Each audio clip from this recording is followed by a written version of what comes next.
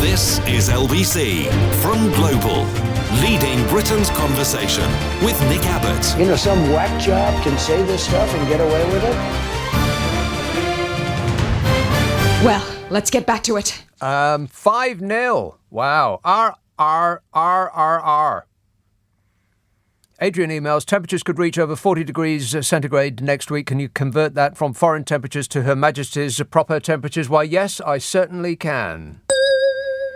To get from European surrender centigrade to Her Majesty's Fahrenheit, you take the number of centigrade, you multiply it by 9, and then you multiply that by 5, and then you add 32.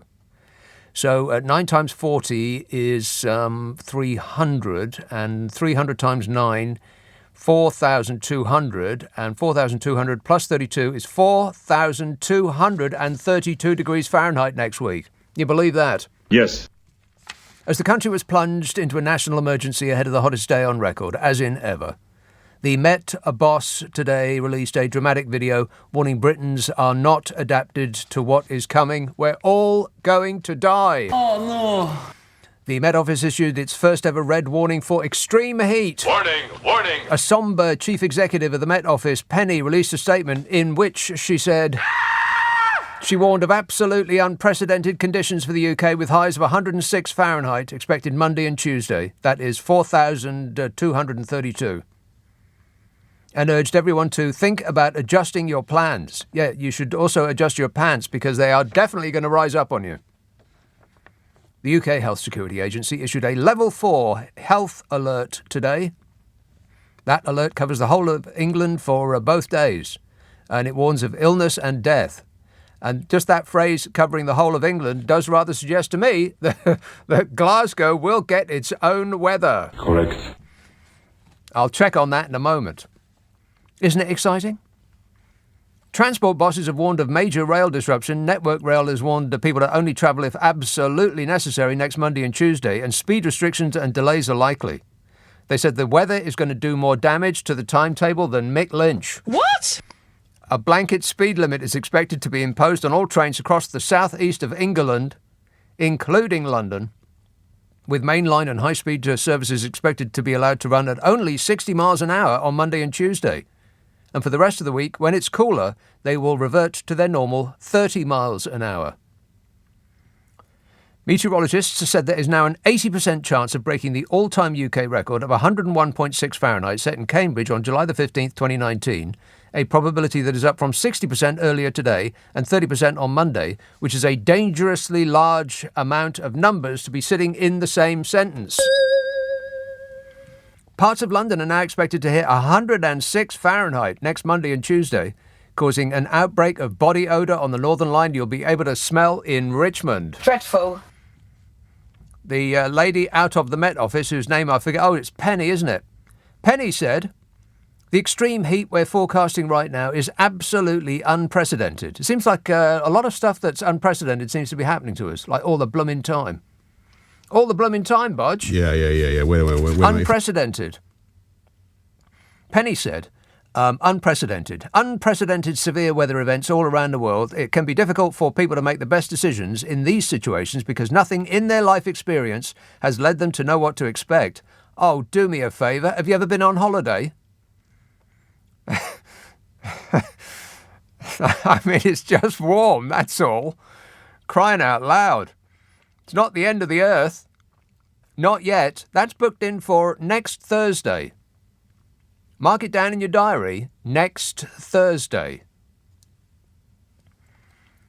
Penny said, we've seen when climate change has driven such unprecedented severe weather events around the world. It can be difficult for people to make the best decisions in these situations because nothing in their life experience has led them to know what to expect. But you know what? No one was listening to a blind word she said after the phrase climate change because that is fake news. Any fool know that. I heard that from Donald Trump, as a matter of fact. Donald Trump was quite clear about climate change being a hoax dreamed up by the radical left to stop him using so much hairspray. What do I know about it? All I know is what's on the internet. It comes as schools are preparing to send pupils home early or to close altogether. scrapping PE lessons and banning children from playing outside in a series of measures being considered as the UK braces for heat. Are they going a little bit over the top? No. Apparently not. Because heat's okay if you're on holiday, apparently. Hey, have I mentioned that I was in sunny Madrid about a month or so ago? Yes. Yeah, over and over and over again.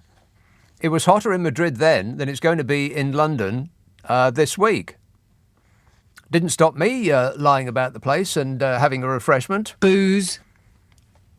Schools are preparing to send pupils home early, scrap PE lessons and ban children from playing outside in a series of measures considered useful as the UK braces for the heat.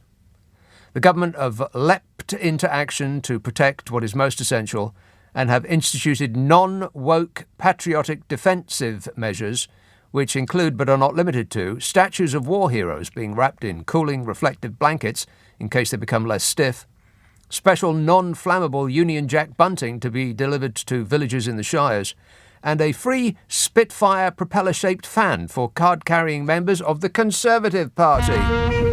Meanwhile, Jacob Rees-Mogg will allow himself to undo one button on his woolen double-breasted suit.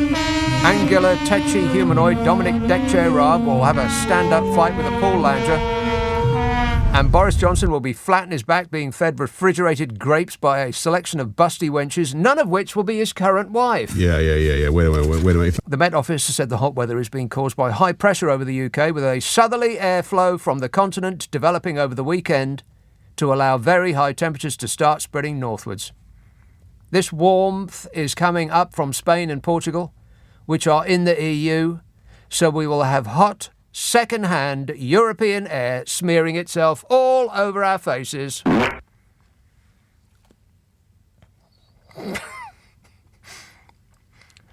I mean, I know it's a slow news week and all, but really, the red alert, not the hip-hop DJ, the red alert issue. I bet the kids know what I'm on about with that hip-hop DJ reference. Do you know what I'm talking about? I don't actually. He's got absolutely no idea.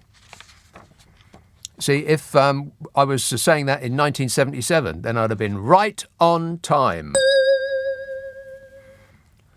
The red alert issued this morning warns of an exceptional hot spell on Monday and Tuesday, leading to widespread impacts on people and infrastructure. You may find that things do not work very well, institutions will collapse, infrastructure will fail. No change there, then. Correct. Bookmakers are now making it odds-on 1-2 that the UK's most gullible people will waste their money betting on how hot it's going to get. Their chief executive officers' bonuses depend on it. Bet nah. Meanwhile, the heat has led to Hammersmith Bridge being wrapped in a silver insulation foil to reflect the sun. The Grade 2 star listed bridge in West London has had a £420,000 temperature control system fitted to it to cool its pedestals, which sounds much ruder than it actually is. Students at 3 primary schools in Hertfordshire have been told that they will not be allowed to play outside. The Hereford Academy is allowing secondary school pupils to start early next week and finish at 2 p.m. to allow them to be away for the hottest part of the day. And Crestwood Community School in Eastleigh in Hampshire is among the schools to cancel Sports Day. The school said, please ensure that you have a sun hat, lotion and water bottles. We will not be going out at lunchtime. Instead, the children will eat and do activities in class. Stay safe. Which members of the ERG said is the sort of woke lefty nonsense that could have lost us the war. Meanwhile, parched rivers and reservoirs have shown the reality of the bone-dry country. Some parts of the UK have seen barely a drop of rain since the start of July, spelling issues for farmers after the first half of the year was one of the driest on record, raising the prospect of still higher food prices. What? How can they go any higher? Reservoirs are particularly low in Yorkshire, where 5 million customers have been warned of a hosepipe ban being possible. Reservoirs in the Peak District appeared to be down to little more than a trickle. Some rivers are running dry, with water levels on the Waveney in Suffolk exceptionally low. East Anglia has seen the driest January to June period since 1996. Fishing has been banned in some rivers, with exceptionally warm water already killing fish. And there's been far less rainfall than usual in the wettest part of Britain, Wales. Wherever that is. So, to sum up, we're all going to starve, die of thirst, and burst into flames. And it's all Jeremy Corbyn's fault. No! Thanks a lot, Jeremy Corbyn. You see what you've done? 0345 6060 973. Text 84850. Email nicka@lbc.co.uk. And if you're on Twitter, it's @LBC. Friday, Saturday, Sunday night at 10. Nick Abbott, LBC. Nick Abbott on LBC. Call 0345 6060 973. Are you trying to be funny? Because I'm all out of laughs. No, nothing funny at all. Not round these parts. Fairlop. Hello, Andrew. Hello there. Hello there. Yes. Yes. 1976. The whole month was baking hot, up until 99, 100 degrees for the whole month. Yeah, I recall that very well. We had water bans. Water bans. No water. No water. Over usage of electric. The whole of the country were at the end of the world. This entire country fell flat in its face.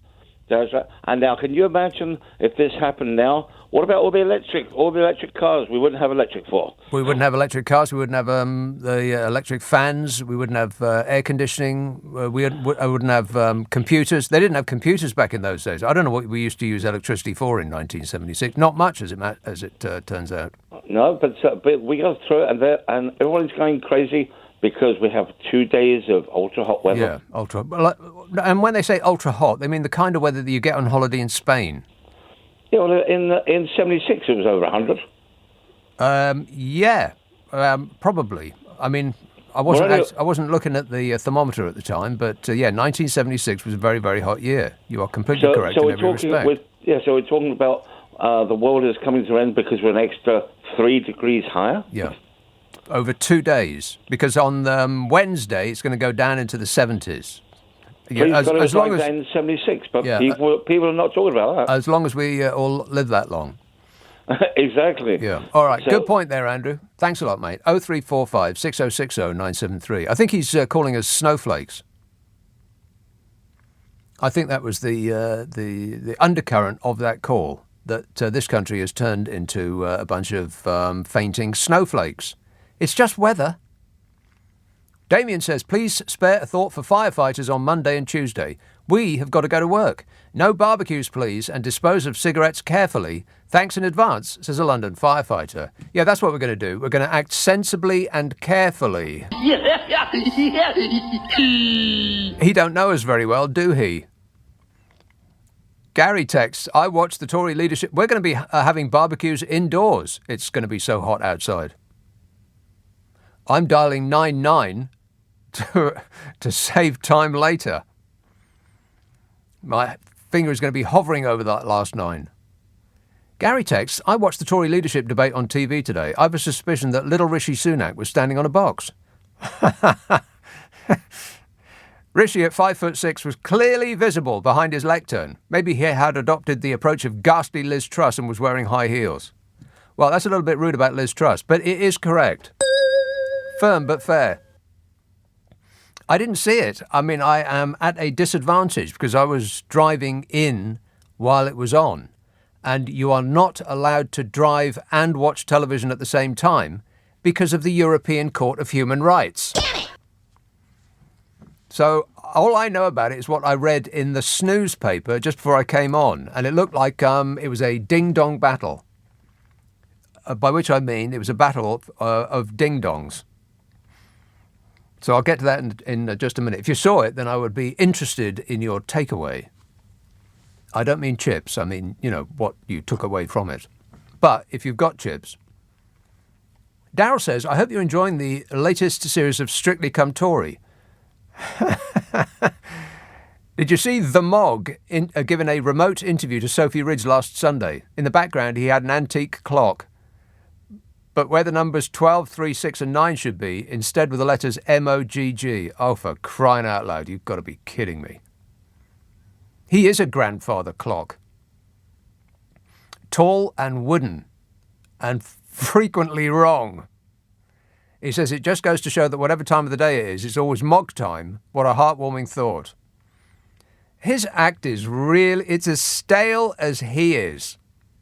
I don't believe it for a second. All of that. Do me a favour.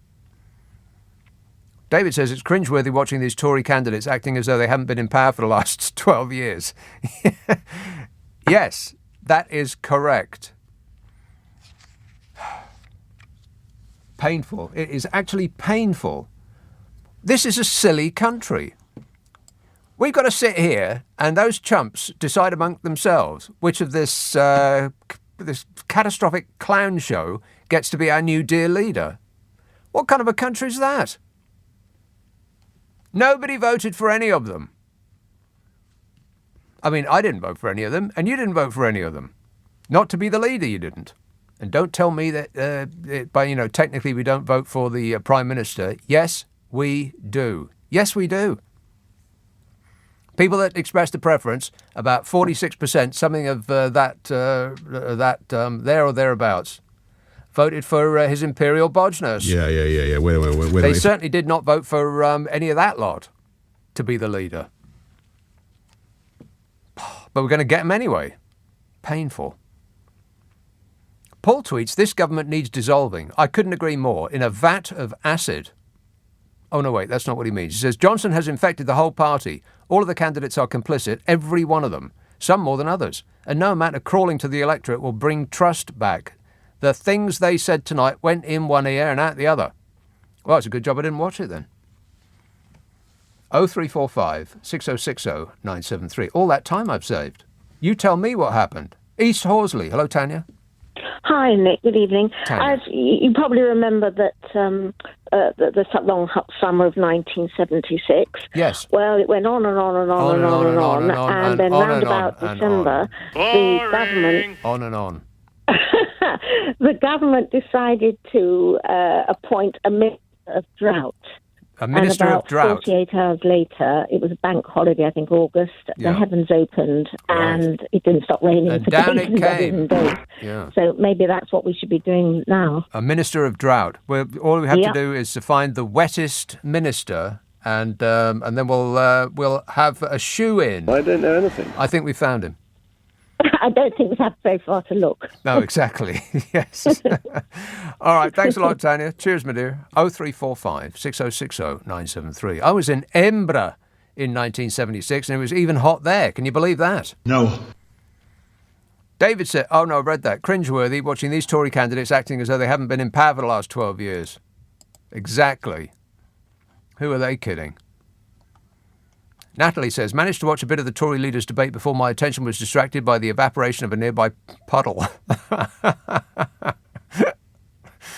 The government and leader they were criticising sounded absolutely dreadful. It's lucky that none of the candidates had anything to do with it. Isn't it also fortunate that the candidates' sudden attack of conscience and wanting to distance themselves from a failed government just happened to coincide with the leadership contest? Finally, what on earth is going on with Liz Truss? We've all seen sci-fi movies about robots achieving sentience and emotional capabilities, but it looks like Truss is going the other way. Another reject from the tetchy humanoid factory that produced Dominic Deckchair Raab. In the words of Private Fraser, we're doomed. Absolutely. Absolutely. Yeah. Correct, Amundo. Another robot. Affirmative. Let's have Dagenham. Hello, Ian. Hello, yes, I watched it.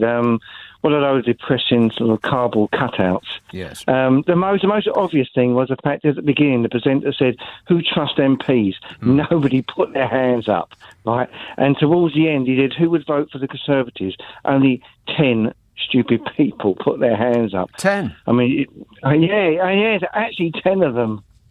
Oh my God! It's so depressing. And Liz Truss could curdle milk, I think, with one of her looks. I tell you. Oh my God! I tell you, it's really terrible. Well, okay. I mean, well, you must have liked one of them, at least one really, of them. I bet you Not did. really. I bet you did. Well, I bet you did. no, I didn't, I bet actually, you no. did. Okay, let No. me put it another way. Who did you dislike the least? Oh, I know what you're going to say. well, I know what you're going Liz to say. Truss I don't like particularly. No. And the black MP, she hasn't got a clue. Right. I mean, sort of hasn't got. I don't know why last night somebody thought she was impressive when she was on the LBC. Well, because I listened to what she said, and she can express herself well. I probably disagree with everything that she would ever say on any subject, but she expressed it well, which is I mean, they're all complicit at the end of the day, and they should all just go, basically, really. You know? Ian, you must answer this question. Who did you dislike the least? And I know what you're going to say. Dislike the lead? Probably Tom. Tom Tugendhat. Yeah, I knew you were going to say that. He's quite a nice chap, isn't he? The reason that you said Tom Tugendhat is that he is the only one of them that actually seems like a real human being. Yeah, and said that Johnson was a liar. Yeah. There we go. Correct. Oh, well. What a state we're in, eh? Shocking. Definitely, yeah. All right. Thanks a lot, Ian. Cheer up, mate. It might never Oh, no, that's right. It already has. 0345 6060 973. So, how is it for you? Dreadful. Awful. I'll get to that in just a minute. I've got plenty more weather news coming up, by the way. Oh, no. Oh, yes. Much more weather news. Because it's apparently the most important news in the entire world. Almost none of it about climate change, by the way. Because, it's just weather. Because climate change is all fake news. It's not like it's got anything to do with it. If this becomes normal, if the weather changes the whole world over, then the humankind can just kiss goodbye to this comfortable lifestyle that we've fashioned for ourselves. Because everywhere human beings have settled is dependent on the weather in that area. Almost everywhere. I mean, apart from anything else, proximity to water is where human beings have settled. And they'll start with small encampments, and then they'll get bigger and bigger and bigger, and suddenly there's London, or New York, or LA, Tokyo, all of these places. Pretty much every major city in the world is located where it is because of water.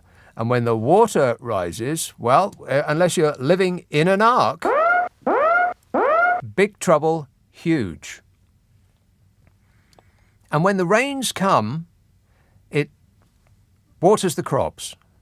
And that's why people have lived where they do. That's why crops are planted where they are.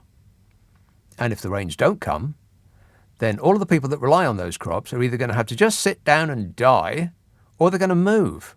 And they're going to move somewhere wetter. And guess where that is? It's where you're sitting right now. There'll be millions of people on the move. I mean, imagine if this was baked in now. This is what we get from now on. That our summers were going to be 106 degrees. Imagine how hot it is in Spain right now. I mean, it's literally burst into flames. And Portugal, and France, and in California, and all of these places where people have gone because the weather is reliable. It's predictable. And once the weather becomes unpredictable, well, we've got a big problem. Because we'll have to start scrabbling around to where the weather is now more predictable, which will be, I don't know, could be anywhere. Not where we are. Not where human beings have decided to set up camp. But still, it's all fake news, and there's nothing to worry about, because I read it on the internet. Donald Trump was very clear about that. I know nothing, he said. He just read it on the internet.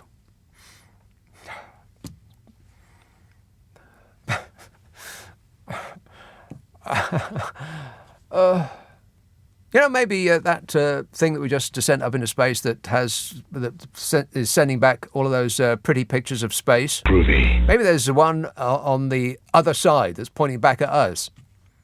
And they're tutting and raising their 6 eyes to the ceiling, going, morons. Which sounds like fight and talk to me. I think we better just blast a couple of missiles in their direction just to, teach them a lesson. 0345 6060 973. Text 84850. Email nicka@lbc.co.uk. If you're on Twitter, it's @LBC. Friday, Saturday, Sunday night at 10. Nick Abbott, LBC. It's, hang on a minute. On the wrong page. There we are. It's 10:30, the news headlines with Linda Horsley. Leading Britain's conversation. LBC with Nick Abbott. He is a very sick and dangerous man. Yeah, it's the heat. I've got heat sickness. Oh, doctor, please help me. Simon says, you're always going on about people must vote, even if their chosen party or person has no chance of winning. As a Conservative member, I get a vote in the next leader of the party, but my chosen candidate has not got a chance of winning. I agree that you should not waste your vote, but I'm not sure I can vote for one of the two leading parties when it comes to a two-horse race. Oh, go ahead. Force yourself, Simon. And Ralph says, can you broadcast quietly? What a racket. No, I cannot. It's a very emotional time for me, Ralph. Tinmouth, David. Yes, I object. Part of being in a democracy is one should not agree, but respect somebody of an opposite view. Yeah, even if they're saying something really stupid. Just listen to me. Yes. Just listen. Yeah, I object to be called an idiot. I'm 82. I'm 82 years old. Yes, you made it. Well, all right, you start taking the mickey, but I've had a very successful field in education. Have you? And I'm not an idiot. And I would have, the man who said, there were 10 people or 9 people, they're all idiots. Well, we're not. We just don't have the same view of life. And right. It doesn't What's your view? What's your view of life, Mr. Educator? What I can do is out this stupid sarcasm which pours out of your mouth. My view of life. I understood mouth, but nothing else in that sentence. Go on. Oh, good, right. But what my view of life is that people should, as far as possible, support their own themselves. So it gives people with success can succeed. Right. And here it comes. Yeah. Mm-hmm. Here it comes. I'm all right, Jack, and to hell with everybody else. That seems to be the policy here, David. No. The policy is that by doing that, you generate income. So the people that have... right, so people who aren't as lucky in life as you are, to hell with them. Well, no, I'm just listening. Look, they're going to be helped out of it. Helped out of it by this party? Helped out of it by this party? I spent my time in further education, and I've turned a lot of kids from potential failures because of their background. In further education? What kids are in further education? What do you mean, what's your kids in further? Further education is 18 plus. Your story is beginning to fall apart here, David. Better luck next time. Calm down, dear. 0345 6060 973. Yeah, he made a lot of sense. He has turned kids around in further education. Yeah, okay. Hannah texts, I watched England versus Northern Ireland playing against each other today, and I thought how weird it must look to outsiders. Both teams with nearly identical flags and the same national anthem. If we're a united kingdom, why are Wales, Scotland and Northern Ireland and England playing against each other? Get the Queen on the phone and she'll explain it to us when her head stops spinning with confusion. No, wait, Fishy Sunak is going to sort that out. He's going to unite the country. United in voting for him at the next general election, that is. Yeah, I seriously doubt that. It is painful. That's right. Poor people of the nation, just keep waiting and the Conservative Party will come to your aid. They are interested in your plight. The plight of the little people, not leprechauns. Remember, they are fiscally prudent. They are the party of law and order and honesty and probity.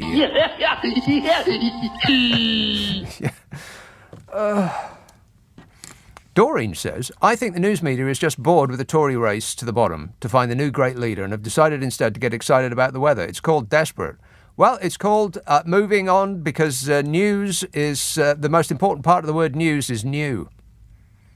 I mean, you don't read much about Ukraine these days, do you? It's still there. I knew that would happen because I was on the air for about 17 days in a row. I was on the air pretty much every single day for the first, and it started on the first day that Rootin' Tootin' blasted his way in there, and I felt as we were doing pretty much every show for about a month was about Ukraine, because it was by far, of course, the biggest story in the world. But as I was doing it, I thought, you know what, people are going to get bored of this. The situation isn't going to get any better, but people just won't want to hear about it anymore because they want new, they want novel, exciting, something else. Oh, I'm bored. What else have you got? And so it didn't take very long, but the papers decided to go all in with the weather and kind of ignore this clown show that's going on over at Tory Party HQ. God.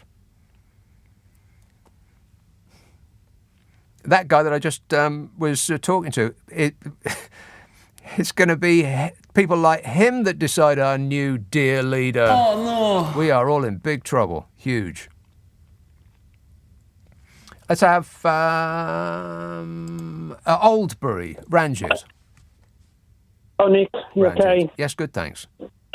We spoke the other day, and that was a typical Tory member. And somebody called me after I spoke and said that was a load of rubbish what I was saying, and I've just been proven right, and I quite like it. This man who was trying to tell you about further education, them are the kind of people who are going to decide everything for us. But, you know, Boris Johnson, if he had lasted up to this week, he could have got 2 new positions made. One could have been a minister for drought, and another a minister for the floods. I mean, think about it, yeah? Right?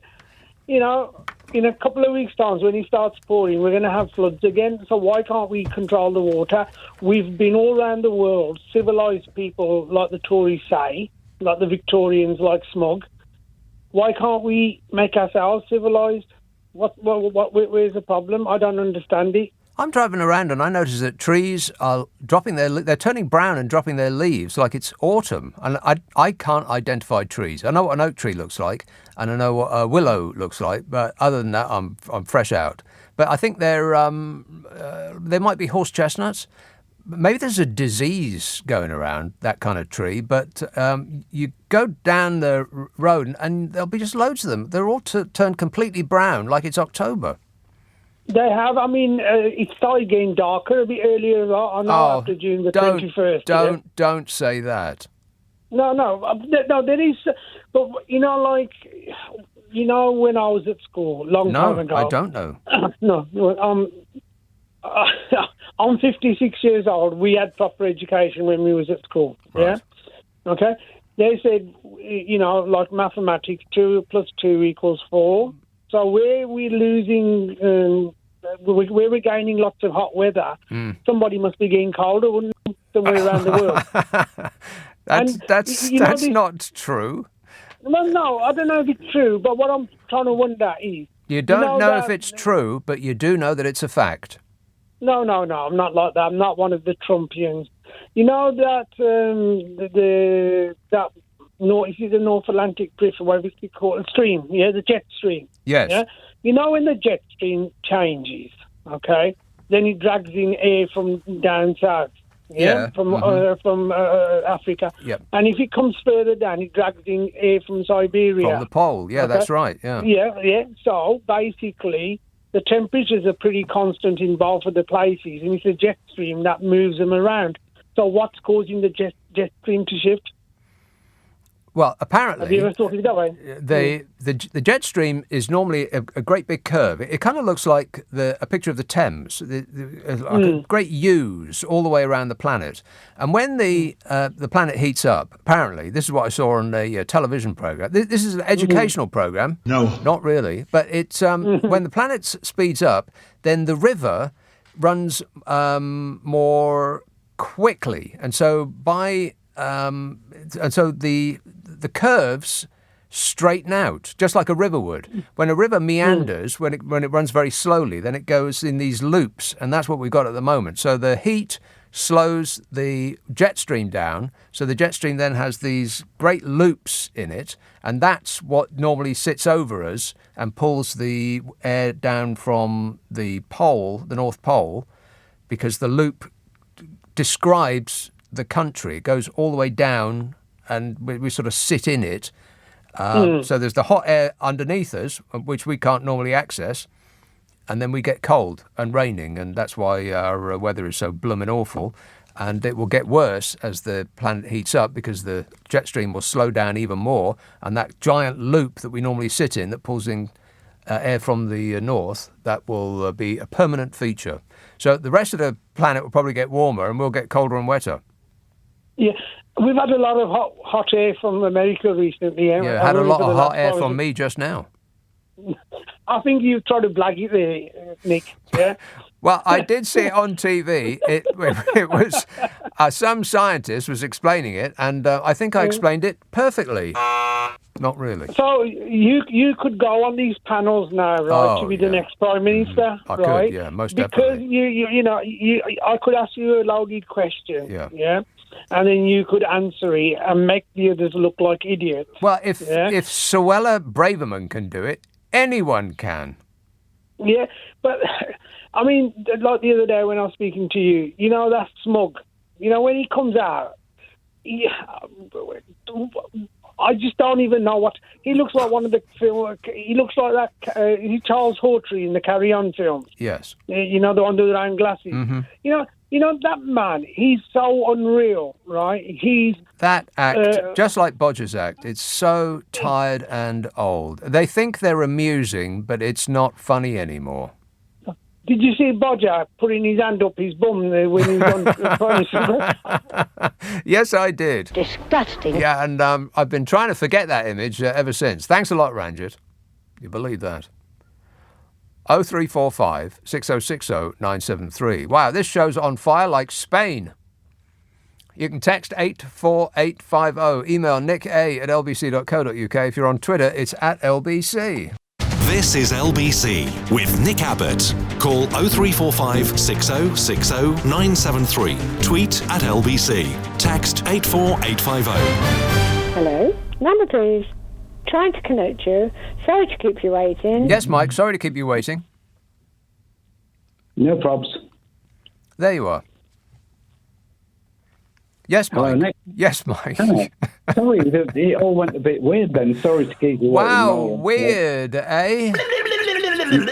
Yeah, well, it's not the weirdest call I've had so far, but go ahead. Summer 76 in a minute if I can, but we're looking at this Tory election.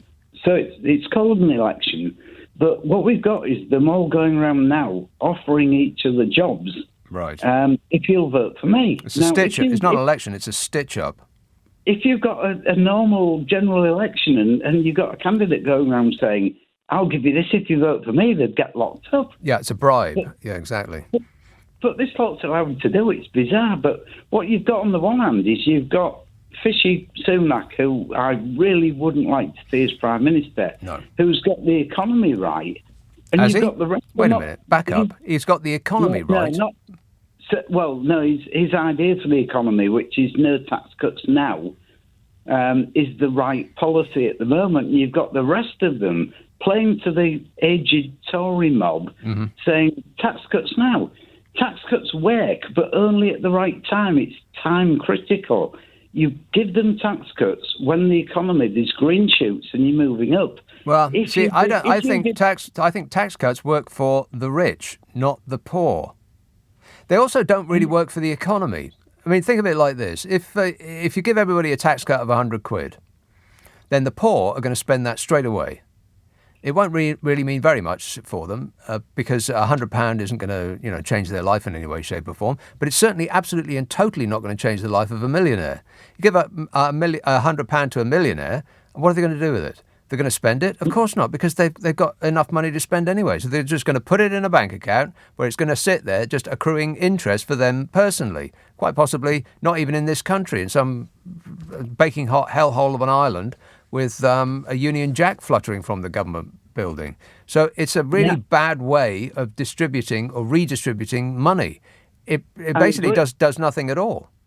I agree with you on that, on personal tax. What I'm talking about is corporation tax. Right. And the point is that if you give corporations tax cuts now, what happens is the CEOs, the owners, and the shareholders say, thank you very much, and put it in the pocket. Correct. Which benefits them. Yes. But what happens is when there's a few green shoots showing, they've already clamped down because they're saying this is not the time to invest. When you get green shoots in the economy, if you then give corporate tax incentives, you can accelerate the economy forwards. And that's only if they spend it on research and development and the future of their company. But in this country, as we know, we have some of the worst levels of that on earth because it's just all about greed. They got a bit of money and they distribute it to the chief executive officers in the form of bonuses and their shareholders in the form of dividends. They don't spend it on investing in their companies. We know that because we have some of the worst rates of inward investment, not inward investment, but reinvestment in the companies in the world. They just give it to themselves. Yeah, it's absolutely right. But personal tax is a different thing. But no, corporation tax. Because I mean, if you're making a ton of money, then you will organise your affairs in an efficient manner, by which you will make yourself a corporation, by which method you will pay corporation tax on your earnings. That's what they do. They don't pay income tax like ordinary people. They pay corporation tax, or if they're really, really rich, they don't pay any tax at all. No, but the only time that this actually works is when the economy is growing and companies can see that they can make more money still if they invest. And that is when it works. But there's only that little niche period when the economy is growing that it works. Other than that, tax cuts are disastrous because, as you say, the rich just put it in the pocket. Yeah. Well, when you say disastrous, you mean disastrous for ordinary people. But that's not what they're not interested in ordinary people. They're interested in themselves, and they are almost to a man, male, upper middle class, very well off. I'm all right, Jack types. Yeah, you're quite right. But can I have a quick thing on 76 summer? Yes. The summer of 76. I've just finished uni, got promised a contract in London, and that kept getting put back. And 76, beautiful summer, and I actually spent it, and you're going to go boring here, but I spent it bowling with 60 and 70-year-olds in Leeds.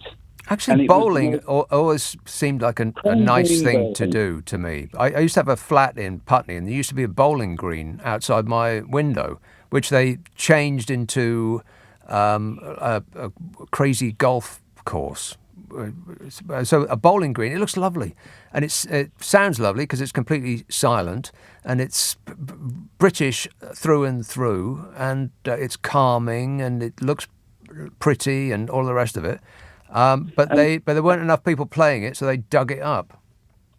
So as a 20-year-old, I was talking to these pensioners, and if you think back to early 70s, these guys had been through the war. And it was the most fascinating summer I had because I was speaking to people who'd been officers in the army, sergeants in the army, infantry, tank commanders in the Desert War with Rommel. And I got all their stories. And the difference of opinion of these guys was absolutely fascinating. They'd all been in the same place. And parts of the same war, you might say. But the difference in the point of views of these blokes was absolutely fascinating. You got guys who thought it was the most appalling thing they'd ever do. You got the guys with the little tash who thought it was the most brilliant thing that had ever happened and British supremacy. And it really opened my eyes because talking to these old blokes for months on end playing bowls, it really opened my eyes to all sorts of different aspects of British life.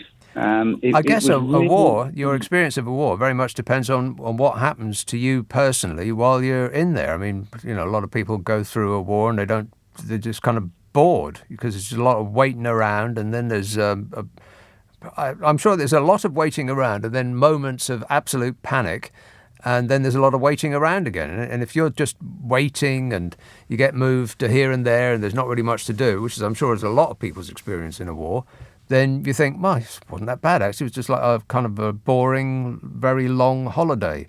Other people will be dipped in a seemingly never-ending nightmare from the moment their boots hit the ground.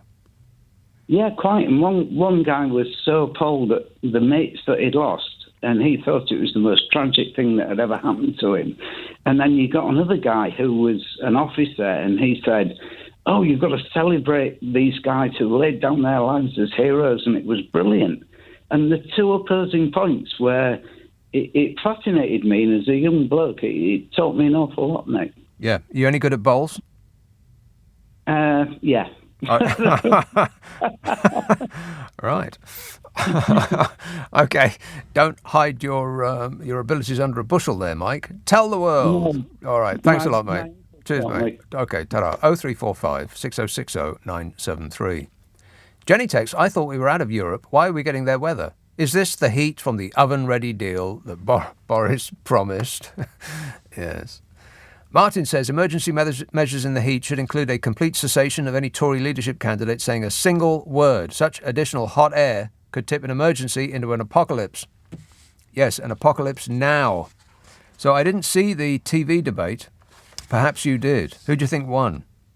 I was just looking at the Times, their coverage of it. They asked the people to express a preference, and there was 1,300 votes when I looked, and Fishy Sunak was out in the lead, which sort of underlines where we've been all along. The people. The little people. Not the people that actually get to decide it, because they have other ideas. They hate Fishy Sunak because he's, I don't know, what is it with them? They think that he's going to be a danger to Brexit.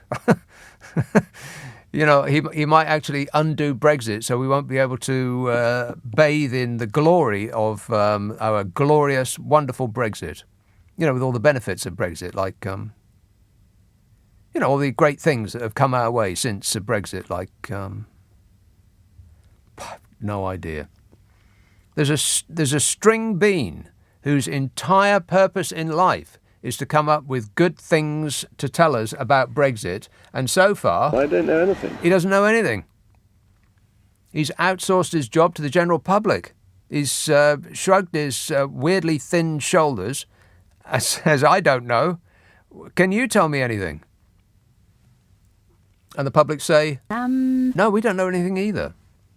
It's odd that there are no benefits to Brexit so far that anyone has identified other than spouting empty nonsense about sovereignty, which doesn't actually mean anything at all, and taking back control. Yeah,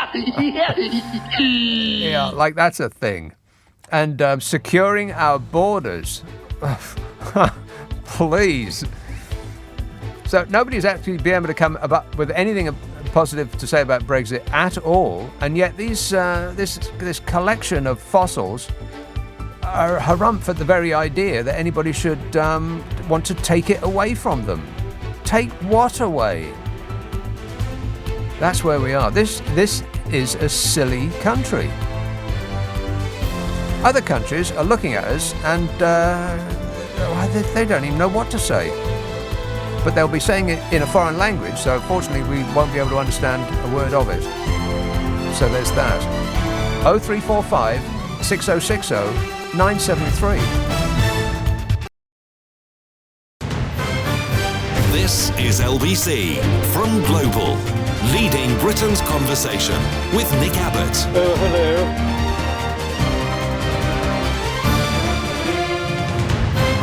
I am not one of your fans! Actually, a fan right now would be a good idea. Shahaf texts, as someone who grew up in Israel with an average temperature of over 30 degrees centigrade in the summer, I can tell you that this country is not even close to being ready for the heat wave. When you're on holiday, you're in a country that is used to and adapted to such weather. In this country, you don't have aircon. People are not used to such weather or have any idea how to act in such weather.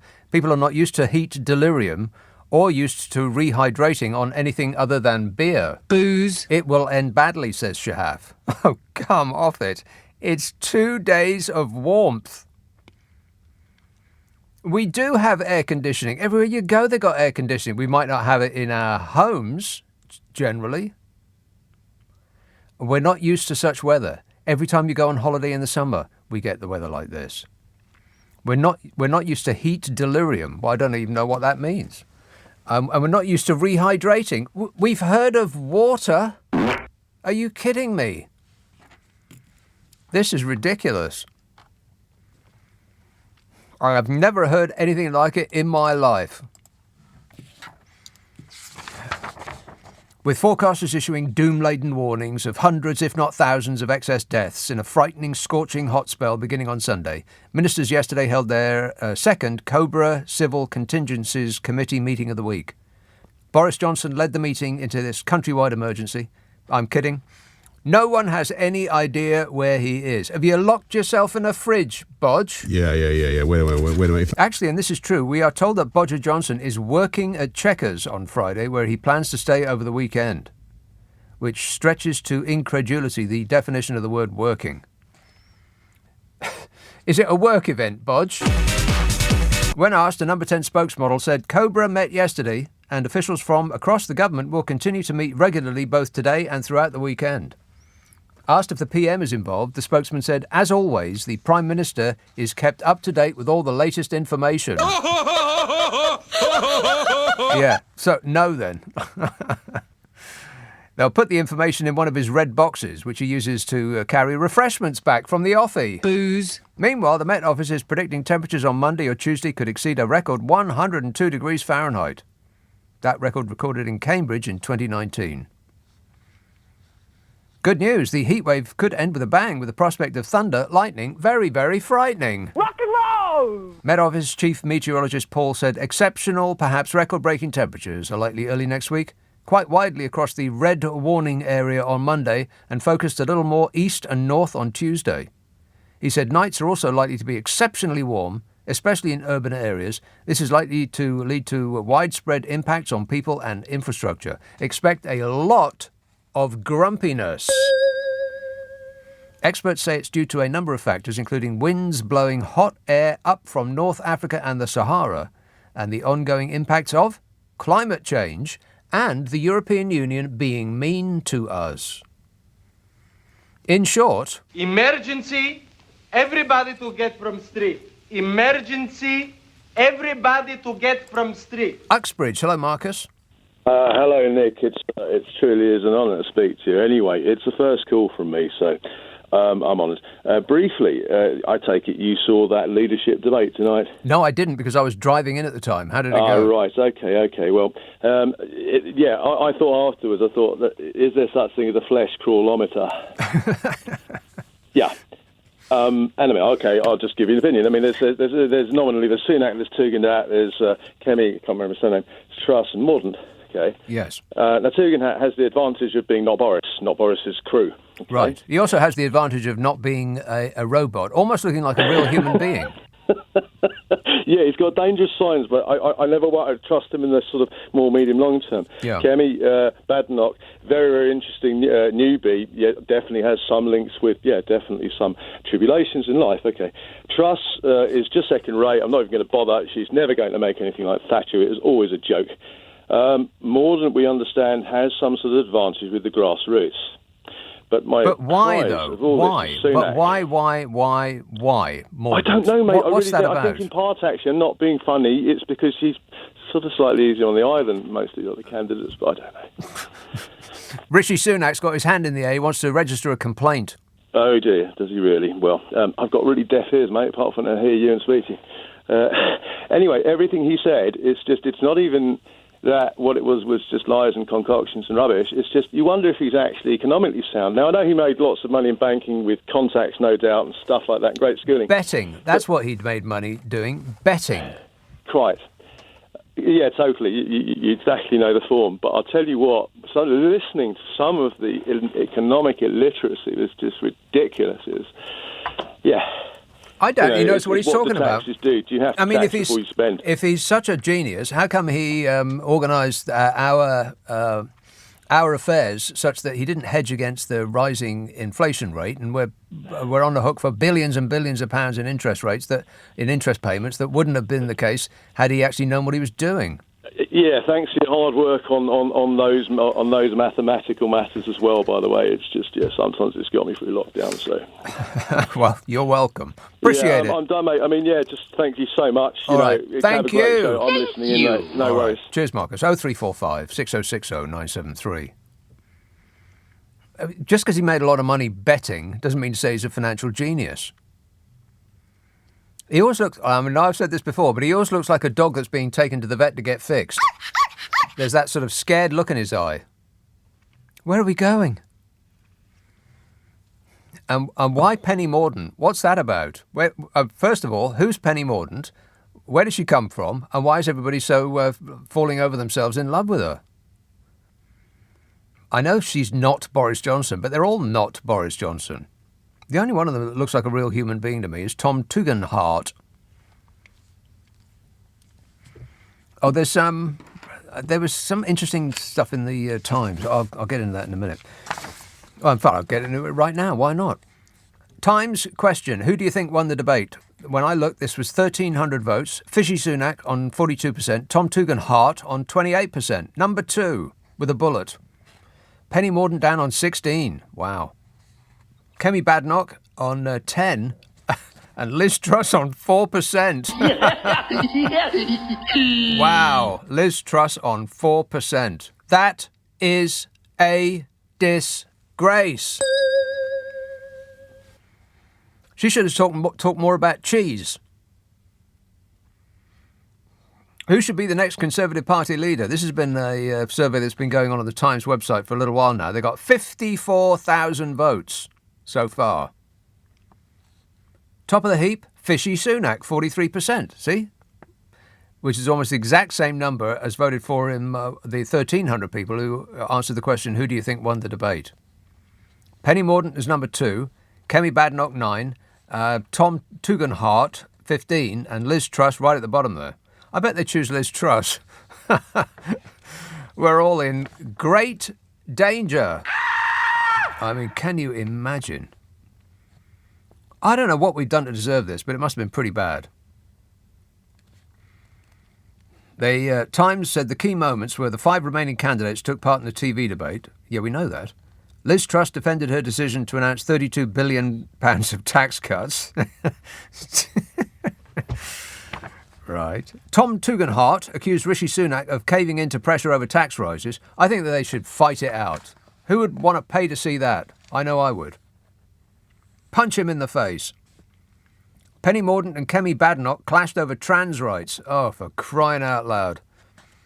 This woke nonsense is just going to go on and on and on because they won't have anything else. Come the next general election, it's going to be just piling on with the woke wars. I mean, they can't talk to us about their fiscal prudence. They can't talk to us about law and order. That's totally gone. And what else have they got? Their excellent record in governance. Please. So it's going to come down to woke. We're going to get so much of it. It's going to be painful. And they're all going to be lurching to the right just to appease 82-year-old harumphing geezers. Wasn't like that in my day. That's where we're going. And as long as they can get a minority, just like they did last time, about 40-odd%, then they'll win 100% of the power again. Because you know that the Labour Party will find a way to shoot themselves in the foot. They will yank disaster from the jaws of success again.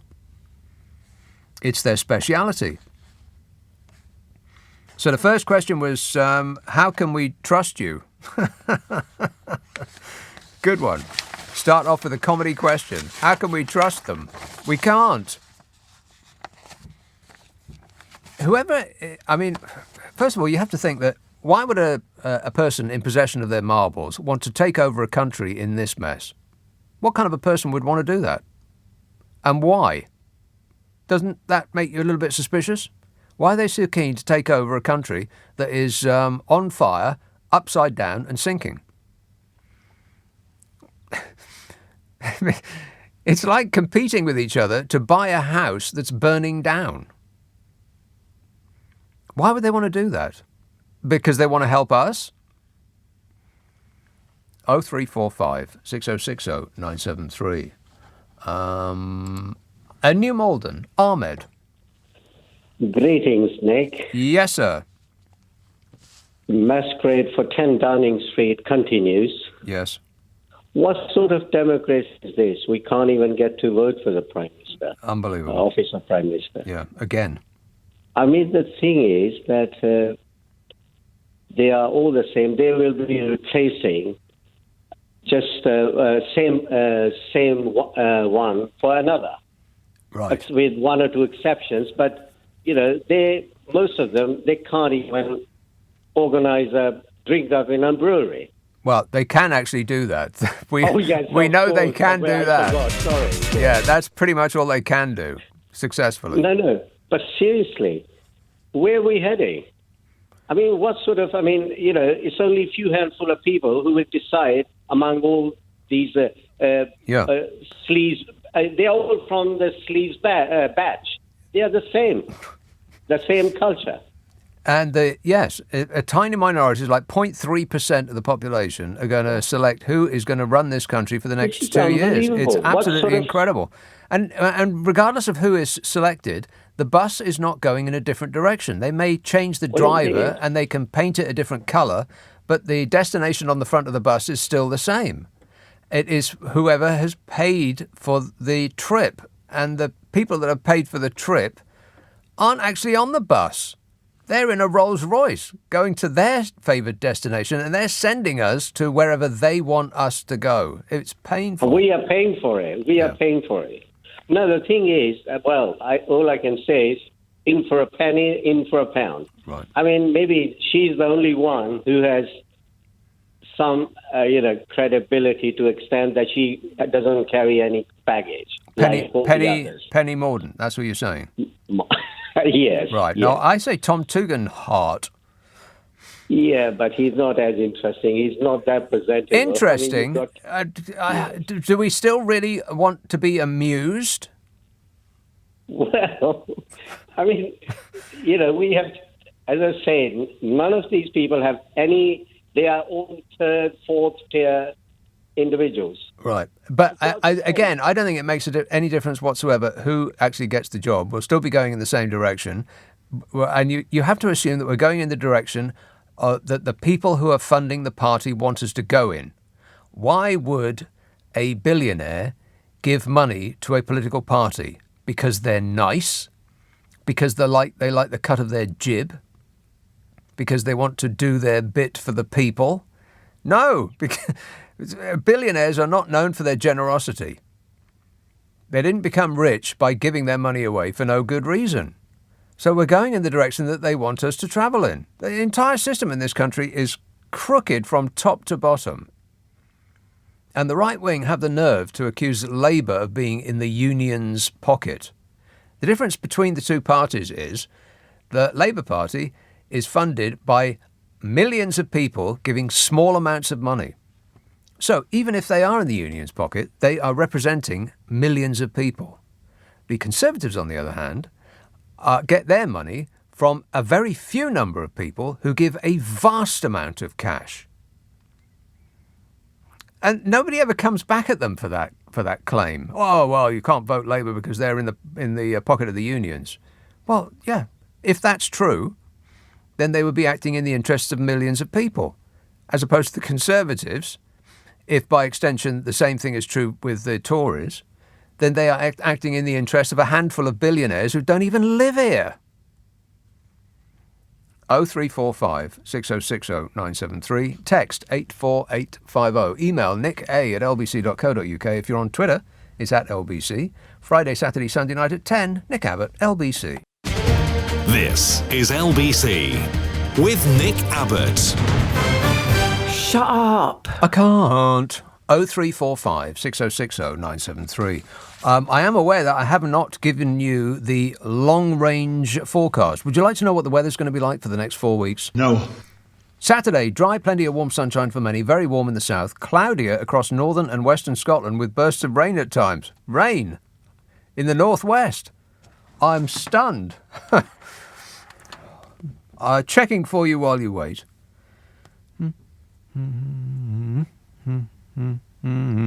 Aha! Weather for Glasgow. Tomorrow cloudy, Sunday cloudy, Monday a little bit sunny, 81 degrees in Glasgow. Wow. Have you got anything to wear in that heat? No. I didn't think so. Raining on Wednesday, if you can believe that. Blimey, what a difference. Tuesday 81, Wednesday 65. And then it's going to be 65, mid-60s for the next 2 weeks. But not much rain in Glasgow. Oh well, never mind. It's just life. Outlook for Sunday to Tuesday. Cloud and rain across the far north of Scotland. Elsewhere sunny and increasingly hot, very hot or exceptionally hot. So for the rest of the month, next couple of weeks, heavy rain, thundery at times across many western and central areas on Wednesday. Humid, fresh winds. Temperatures are expected to drop as the last of the hot air goes bye-bye. Bye-bye. Took a while to find it. Then, fine and dry weather is likely. Southern parts may become warm to very warm again, while the end of July may be more unsettled. And then, the first half of August, first couple of weeks of the next month, more unsettled conditions, a risk of some thunderstorms. In the southern half of the country, above normal temperatures are likely through the period. Elsewhere, temperatures may range from near normal to rather warm. In the southern half of the century, above normal temperatures are likely through the period. Elsewhere, temperatures may range from near normal to rather warm. We'll take it. Not bad. George tweets, it's unprecedented and robust weather. Well, that's just a fact. Graham says, is there more than one door to number 10? If not, I fear for Liz Truss that if she wins the vote, she may never find a way out. she may never find a way out again. That was comical. She couldn't find a way out of her own launch. It's hard to leave when you can't find the door. Just ask Joe Walsh. Rock and roll! 0345 6060 973. Leeds. Hello, Mick. Hi, Nick. I watched that leadership debate. It was an absolute farce. It was hilarious. Not only one of them could admit that Boris Johnson lied to us. Yeah, I bet I know who that was. Oh, not one of them. Boy. Yeah, Tommy Boy. I think he should win. I do if too. it was up to me. Yeah. He's an honest man. But not one of them had a plan for, tackling the cost of living crisis. The best they could come up with was getting rid of the green levy, £150. Ugh. Now, if that's the best they can do, they can go shove off as far as I'm concerned. We need a general election. And Rishi Sunak, the only good job he's going to get is tax dodging, advising people how to dodge the taxes. It's an absolute joke. I think what you mean is make their financial affairs efficient. I think that's what you mean there, Mick. Good work. Thanks a lot, mate. 0345 6060 973. I don't know. I think that Tom Tugendhat stands out like a sore thumb in that he seems like a real human being.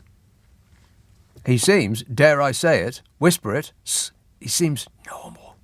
Seems like a normal person. The candidates in the... This is from the Times. See, I didn't see the debate. Unfortunately, I was driving in at the time, and you're not allowed to drive and watch television at the same time. Although I have seen that, like on more than one occasion. Morons driving down the road watching soaps. But they've got their phone on the TV, on the car dashboard, and they've got blooming Coronation Street on it. Unbelievable. Morons. We're surrounded by morons. Speaking of which, the candidates in the Conservative leadership contest all turned on Bodger Johnson as they accused him of being dishonest in the first televised head-to-head debate. Dishonest, Bodge. Yeah. Wait a minute. All five were asked if they considered Bodge to be an honest man. Kemi Badenoch said sometimes. Oh, really? When was that then? I must have missed it. Penny Mordaunt said, there have been some really severe issues and he has paid a price for that. No, Penny, we have paid a price for that. Fishy said, I tried to give him the benefit of the doubt for as long as possible and ultimately reached the conclusion that I couldn't. Trust and honesty was a big part of that. Oh, please. Do me a favour, mate. You were there or thereabouts for years. Tried to give him the benefit of the doubt. Liz Truss said, does it really matter? She said, he himself has said that some of the statements issued were not 100% accurate, so I take that at face value. Nothing robotic about that at all. Affirmative. Tom Tugendhat said no. To the question, is Boris Johnson an honest man? Liz Truss said, he himself has said that some of the statements issued were not 100% accurate, so I take that at face value. Tom Tugendhat said no. Select from those two. I'm in Team Tom. I mean, he's the only one that seems like a real human being and not a robot. Affirmative. I'll count the words. 1, 2, 3, 4, 5, 6, 7, 8, 9, 10, 11, 12, 13, 14, 15, 16, 17, 18, 19, 20, 21, 22, 23. Liz Truss took 23 words to say what Tom Tugendhat said in one word of 2 letters. That should disclude her straight away, and the rest of them. Painful. It's excruciating. It shouldn't be allowed. Again, we're having to suffer this while they all ministrate amongst themselves. Is ministrate the right word?